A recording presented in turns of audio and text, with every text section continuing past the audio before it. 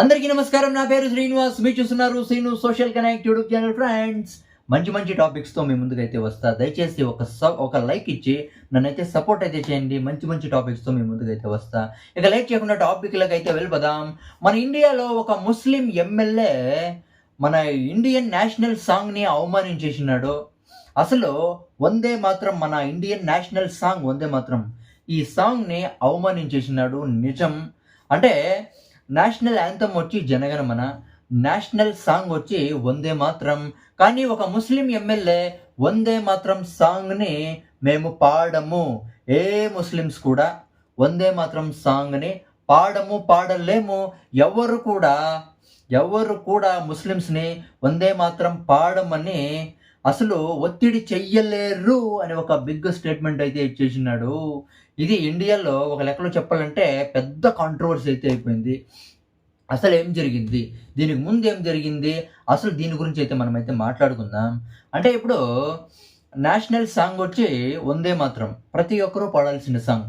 హిందువులే పాడల్లా, ముస్లింలే పాడల్లా, లేకపోతే క్రిస్టియన్సే పాడల్లా అనే కాదు ఈ సాంగ్. ఇది ఇండియాలో ఉండే ప్రతి ఒక్కరూ పాడాల్సిన సాంగ్. ఇది వందే మాత్రం, ఇది నేషనల్ సాంగ్, అవునా కదా? ఈ నేషనల్ సాంగ్ రాసి 150 సంవత్సరాలు అయితే అయింది. ఇప్పటికీ ఈ 150 సంవత్సరాలు అయింది కాబట్టి ఈ వందే మాత్రం గీతాన్ని కొన్ని ఈవెంట్స్ పెట్టి పాడిస్తూ ఉన్నారు. పెద్ద పెద్ద ఈవెంట్స్ అయితే జరుపుతూ ఉన్నారు. 150 సంవత్సరాలు అయింది కాబట్టి.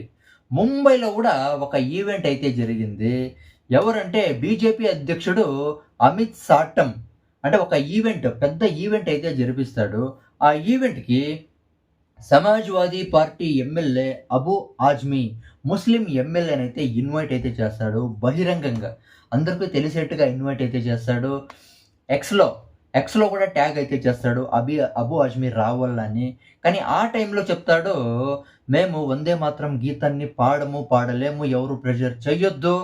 ఒకవేళ మీరేమన్నా అంటే ప్రెషర్ చేస్తే, ఒత్తిడి చేస్తే ఒక మనిషి హక్కుని, ఒక మనిషి అంతరాత్మని, ఒక మనిషి ఉండే అంతరాత్మకు ఉండే స్వేచ్ఛని ఉల్లంఘించినట్టే.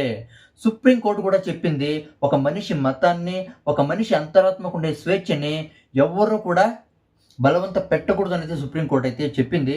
ఇది చెప్పిండేదేమో కరెక్టే, సుప్రీంకోర్టు అయితే చెప్పింది. కానీ సుప్రీంకోర్టు ఎక్కడ వందే మాత్రం గీతాన్ని ముస్లిమ్స్ పాడదని చెప్పిందిలా, అవునా కదా? కానీ దానికి లింక్ పెట్టినాడు ఈ అబు ఆజ్మీ. అది కాకుండా ఇస్లాంలో భూమిని కానీ సూర్యుడిని కానీ ఎవరు పూజించరు, మేము కూడా పూజించము. ఒకవేళ అంటే ముస్లిమ్స్ ఏమన్నా హిందువులను ఏమన్నా నమాజ్ చేయమంటే చేస్తారా?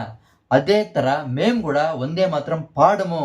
అది కాకుండా ఏమంటే వందే మాత్రం గీతానికి, వందే మాత్రం సాంగ్కి జనగణమనకుండే హక్కు అంటే అంత ఈక్వాలిటీ లేదు.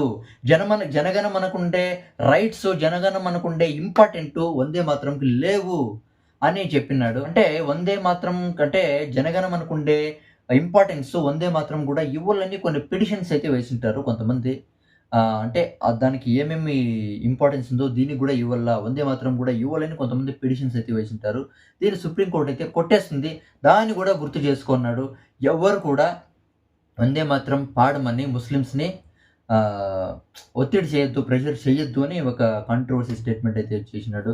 దాని తర్వాత అమిత్ సాటం, ఈ బీజేపీ అధ్యక్షుడు, జాస్తి మంది ఒక పెద్ద ఈవెంట్ వాళ్ళ ఇంటి ముందే పెట్టి ఇది వందే మాత్రం గీతాన్ని అయితే పాడించినారు. ఇంకా ఎంతెంత ముందుకు పోతుందో ఇంకా పెద్ద పెద్ద అప్డేట్స్ వస్తాయి. దాని గురించి అయితే వీడియో అయితే చేస్తా.